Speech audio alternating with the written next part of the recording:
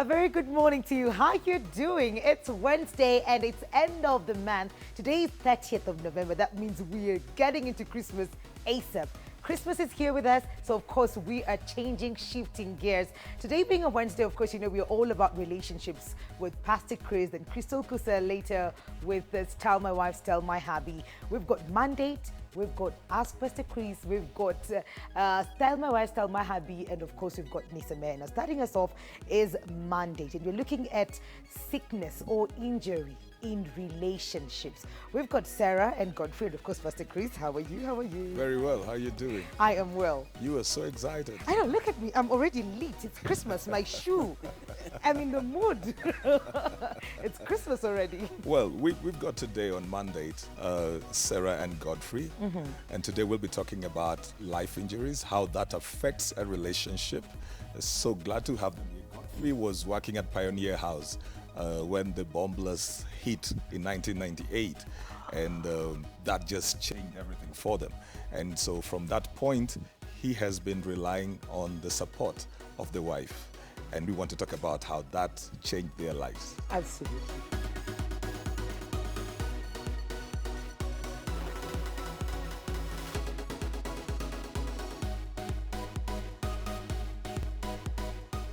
Welcome, Godfrey and Sarah. Good to have you on Life and Style. Thank you. All right.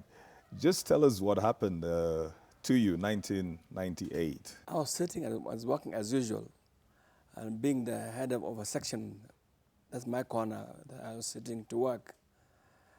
So, and as normal, I served with tea, but somebody was to come, my car repairer is a mechanic, was to come and pick my car for service, because I parked in the basement of the building. And my driver was on a short leave.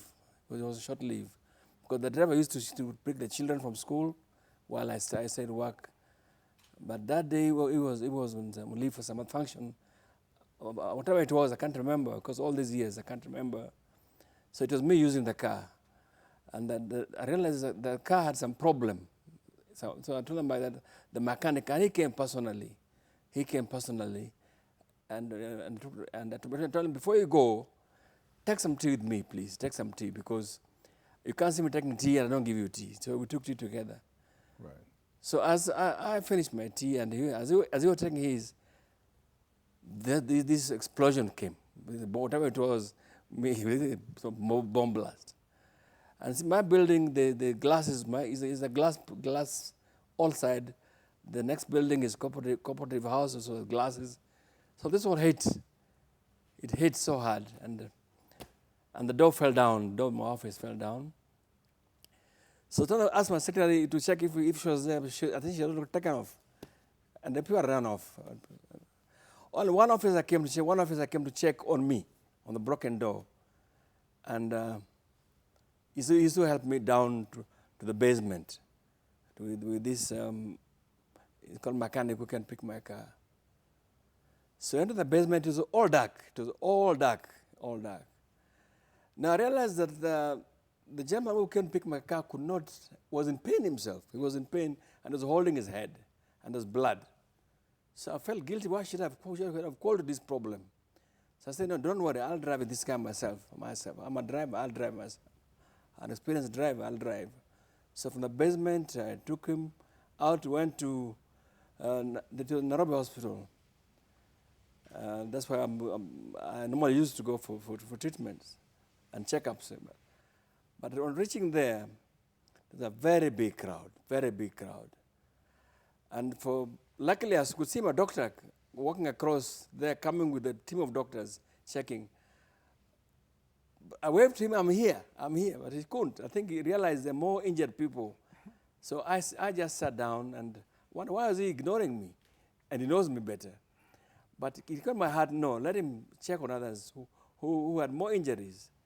But my concern was my mechanic here, and another workmate, a lady workmate, was also, who had given a lift, also injured. It is them, but I realized here you couldn't get treatment. The crowd was too large, too large. So again, we took off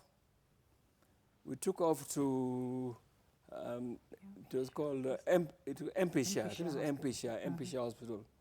Then, you know, me and my wife had a communication system, and I could hear it making some sound. But I just told her, look, I'm not in Nairobi. I'm safe. Her worry was me. Yeah. Because they could hear the explosion, and I think they had heard where it was. I said, yes, I was right there. It did this to me, but I am fine. I was saying this, but I didn't know me was injured. I didn't know. Because I was about to ask you that. All this while you were driving, you did not know. I didn't know. Right. I didn't know.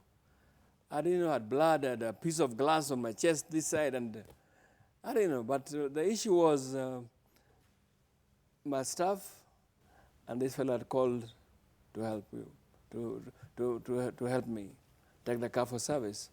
So we drove all the way to Empisha, but luckily God had connected my wife on our communication system. She came straight to Empisha. And the crowd was very large also. So I told her to lie down for help. So then she comes and she traced me, and I was happy she could trace me. My wife Sarah was going around, and I think she convinced them, whatever way she uses, that she is a nurse, by profession, she can help me. So it's the time she came to inject me. So I told her, my dear, you want to inject me? You've never injected me like this. Never injected me. She said, this is an emergency. So I gave up, and she injected me. Later on, I came to realize it was necessary to inject people because the other problems come if you don't know what could have happened because of the cuts and whatever, and the glass. And I didn't do biology, so she knows better. But I got a point later that it was important that I should have gone through all those injections. The injection? Yes. What was the necessity of the injection for him? Pain. The pain? Yeah, pain, because, and then of course the tetanus injections and things like that. And I just felt I was a nurse and I could help here and there. And, you know, he kept saying he's not so much injured, and we could see there were others who are badly injured. And we felt like instead of taking their attention on us, maybe they could help others as well. You're right. Yeah, so eventually I just started helping also all through there while he was settled inside the hospital. But how badly was he injured?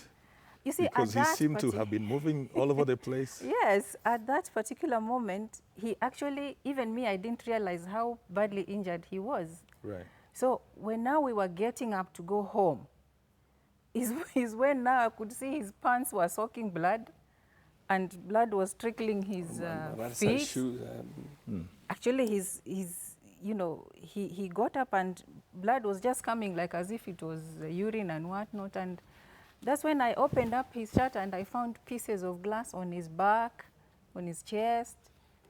And, we just tried to remove them. And of course, more blood was coming. So now it became another thing of leaving the glasses in place to see what could be done so that he doesn't bleed a lot more. Okay. Yeah. So I left him in the hands of the nurses. At that particular time, we really didn't realize what kind of injury he had sustained. Eventually, what did you find out had been damaged, or how was he affected eventually? Believe you me, that was 98 August, isn't it? Yes, it was August 98. By, I think, October, or somewhere there, towards the end of the year, we had gone, it was actually September. My dad had passed on. That was August. September, my dad had passed on. So we went home to bury my dad. And that's when I realized he was wobbling. Okay. He was walking like as if he was drunk. And I wondered what's wrong with him, because I know he doesn't drink. Yeah. So he said, oh, I'm tired. We've been driving all along and, I'm just feeling tired and all this and the other. And I kept looking at him during the funeral time. It's like others were also trying to help him walk and things like that, I just, in the midst of funeral and all that, it just passed my mind and I said, okay, he's tired. Yeah, and then soon after the burials, he started complaining of headaches. headache, headache, headache, headache, you know. And we'll get some dawas and we'll go to the doctor and, oh, you have a headache, medicine, and come back home.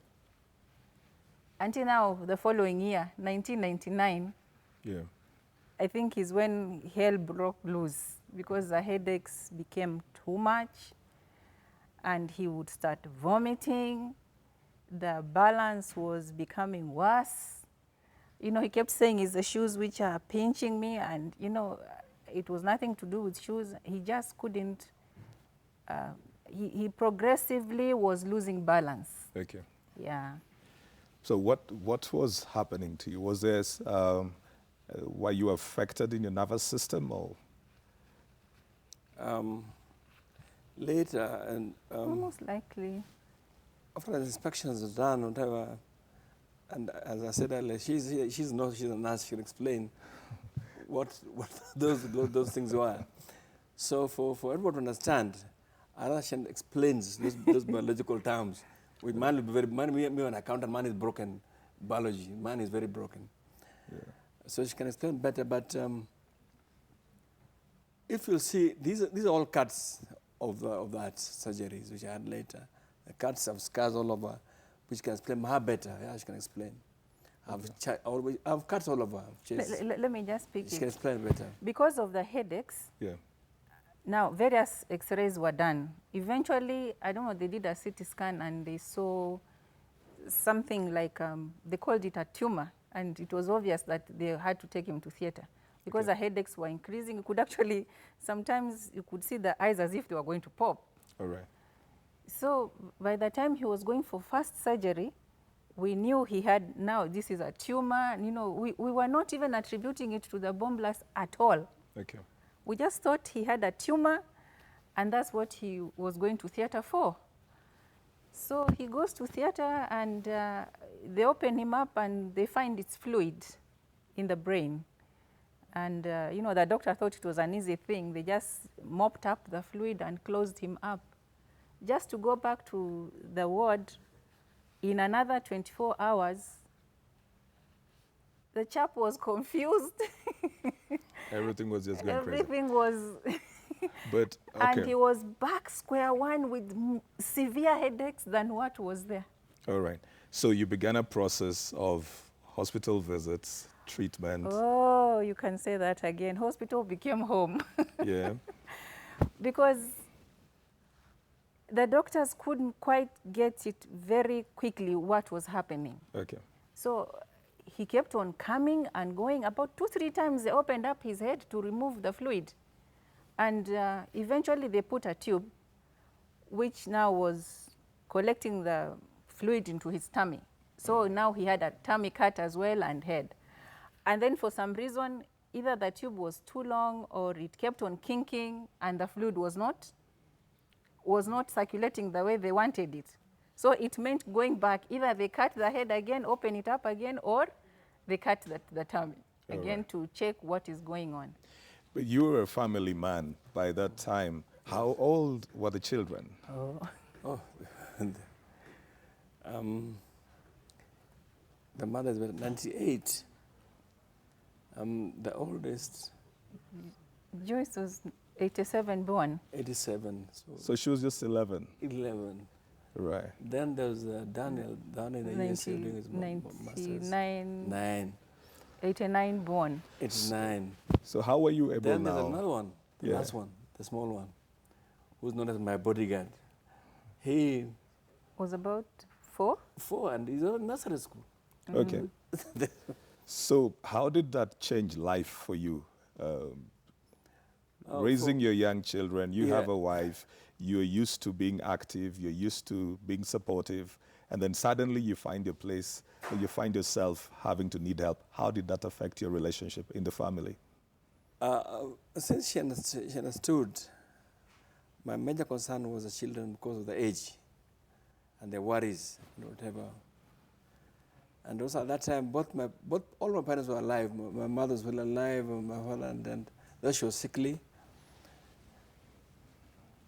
My concern was they shouldn't worry about me. You should worry about the Which children. was very, very difficult, of course, for them. But my worry was, as the eldest of the sons, though I'm second born in the family, they shouldn't worry about me. But that wasn't possible. They don't want to listen to that, me saying such a thing. Do you know how you're injured? How can you say you didn't worry about you? But eventually, we kept talking and talking until they could realize to help me out of this matter, they should also listen. What I'm trying to say, just persevere in my pain, because I know it better. And my wife will take care of me, and whenever I complain, anything, she'll take care of me. And that's why. And by luck, it's good. My personal doctor is also a family friend, known to both of us, known to both our family, even my old parents. That's what helped us a lot also. He was taking concern about all these matters. Yes. So how do you deal with, because now you were caught in the middle. You were in the middle between your husband and your children. Yeah. For a while, or I don't know how long, was he going to work? Now, of course, at that time, he couldn't go to work. You know, he had bandages on his head. So you were balancing all this. How was that for you? You know, sometimes I look back and I'm like, how did we go through that anyway? But, well, you know, as we say, God is a God of the storm as well. Yeah. But it was difficult because I had to put attention on him, and the children were there.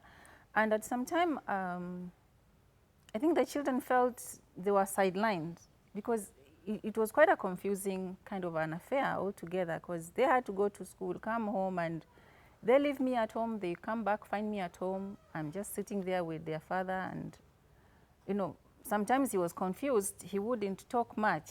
And when he would talk, we wouldn't understand what he's saying. So it really hit the children. Thank you. Yeah, I remember our second born just went quiet. You know, he wouldn't talk much in the house. And he would just look at things and, how are you, fine, one word answer. And, you know, the little one was little. You know, he was 4 years old. All he cared was whatever little 4-year-olds, you know. But the girl who was a little bit older, I think she was really internalizing things, and she was very close to the father from the word go. It was also difficult, very difficult for her. I remember there were times when he would be so confused.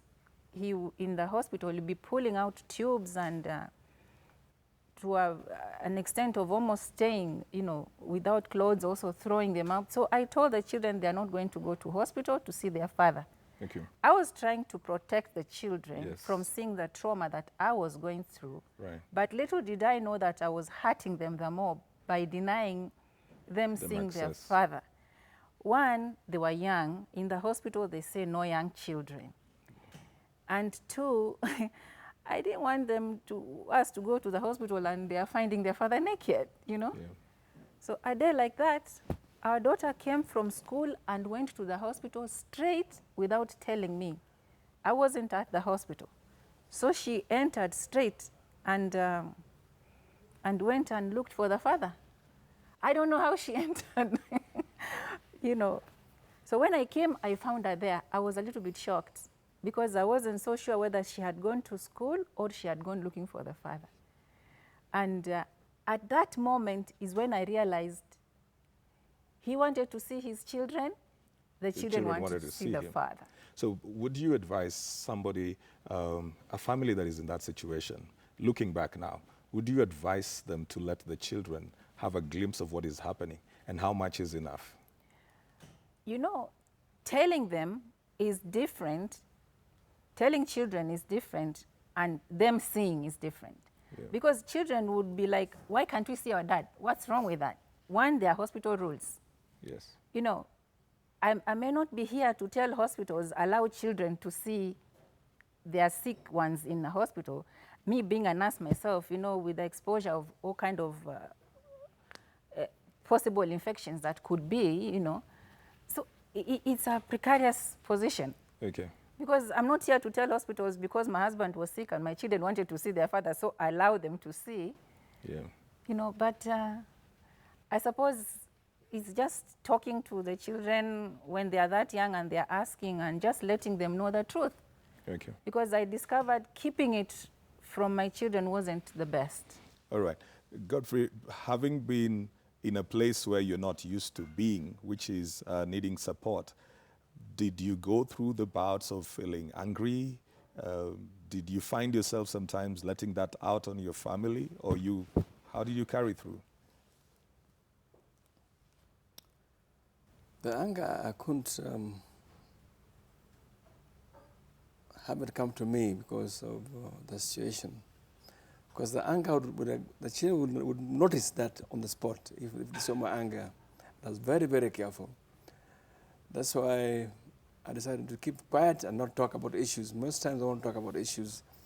But then I realized this also caused more confusion to them. Why is they talking about anything? And that was a cause. But this I learned much later. I wonder, why is he talking about this thing? But what could I say myself? What could I say myself? Right. Yeah. So what should a family do? And I think, I was just thinking about it when you're talking through this, and I'm thinking, somehow God positioned you had been a nurse. Somehow your expertise helped carry them through this. But there are people who do not have the knowledge that you have. How do they carry through that? Financially there's a strain, right? Oh, yeah. There's strain on time. Excuse me, yes. Financially, at that particular point, when we got married, we were like, we will keep our accounts. At that particular moment, I realized the importance of joint accounts. All right. I couldn't access his money and I needed it. How long had you been married by that time when that was? 98, we were married 96. So that was 2 years. We were married 86. 86, okay. Yeah. That was 12 years. 12 years. All right. And we were okay with that, And so at that moment, You realized I realized the importance of a joint account in marriage. Because money was there and I couldn't access it to an extent that the school where our son was, they said, your son has been here now, no fees, just take him home. But those were the days when there were no ATM cards. I went to explain to the head teacher and he just didn't want to understand. Fees have to be paid. Yeah. I just, it was hard. Friends, you get to know who your friends are at such moments. Yes, you do. Yeah, because others just back off. They walk away. So you were finding yourself alone more and more with closer family? With the closer friends. And at this point, we have what we call married couple care groups from church. Our group is just superb. They became the immediate family. That's how you got your support. Yes, because a family is in Kisumu, is in Mombasa, is in the US. You got to have somebody to rely as family. So they really came in handy. They would come pray, they would ask, what do you want, and this kind of thing. But majority of many other friends wouldn't be there as such. In any case, half the times, sometimes I would feel I want to protect Omondi because he's confused. He wouldn't talk coherently. With whoever will come, they will not understand what he's saying. So many things. Some things probably I don't want them to hear. He would just talk whenever he'll get into talking, or else he'll just be quiet. Okay. Quiet. And he wouldn't talk. Mwikali, when I had my producer Joy saying they were coming in, I was excited because I've known them a while, a bit. And then I know their daughter, their first daughter, Yes. Joyce. Joyce. Yes. Amazing and vocals. Joyce keeps on talking about the mom as a strong woman. Clearly. And I think, yes, she is. She is. Oh, my. She is. She is quite the phenomenal glory woman, to if you God. ask me. Yeah. That was such a moving story. Thank you so much for being the rock in that situation, Sarah. And thank you so much, Godfrey, for holding on and allowing Sarah now to take lead and help you throughout that time that you were not yourself to this point where you're able to come here and talk about it. This is really, really, really good. And I think the whole thing that I'm getting is that, all of them have got to pull towards the same direction. It's true. Yeah. When such drastic changes come into a family, everybody has got to pull towards the same direction. If one person is pulling a different direction, they may not come through it. And I'm glad that they did, so that they're able to come and talk to us today. Absolutely. Well, that has been Mandate this morning, and we've been talking about sickness or injury that comes in when you're in a relationship, when you're in a marriage. How do you go about handling that? Make sure to keep this conversation going on Facebook, KTN Life and Style, KTN Life_Style on Twitter and Instagram. The hashtag is KTN Life and Style. SMS is 22840. Now, we're taking a very short commercial break. When we come back, you know what we have. It's Nisamehe, so don't go too far.